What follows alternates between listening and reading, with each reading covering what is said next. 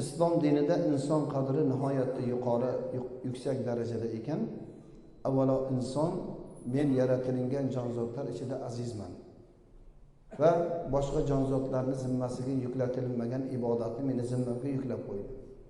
Robbimni tanishni menga tanigin deb turib boshqa jonzotlardan afzal qilib jonzotlarni menga bo'ysundirib qo'ydi degan bir tushuncha paydo bo'lishi kerak. Dinimizda inson qadri nima bilan? Allohning huzurida pokligi. Insonda Allohning huzurida mukarramligi, azizligi hayotidagi eng avvalo pokligi bilan. Ham moddiy, ham ma'naviy tomondan ham diniki mana shu ikkala tomondan ham inson pok bo'lsagina Allohning huzurida aziz bo'ladi.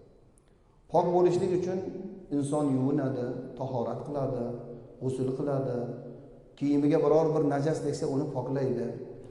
Endi ichki a'zolar deganda inson qalbini, ruhini poklash kerak.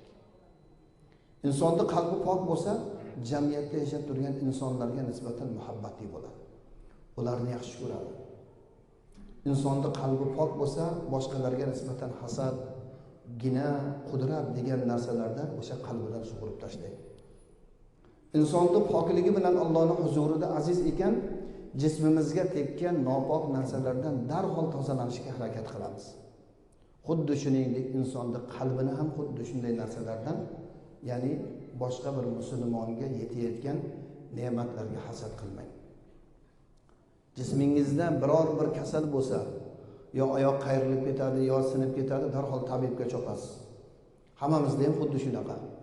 Yoki biror bir narsa tilib ketsa, shilib ketsa, darhol boramizda tabibga uchrashib, bu o'shanga kerakli malhamlarni olishga harakat qilamiz. Lekin insonda eng asosiy Allohning huzurida pokligi qalbning pokligi bo'ladi, qalbning tozaligi bo'ladi.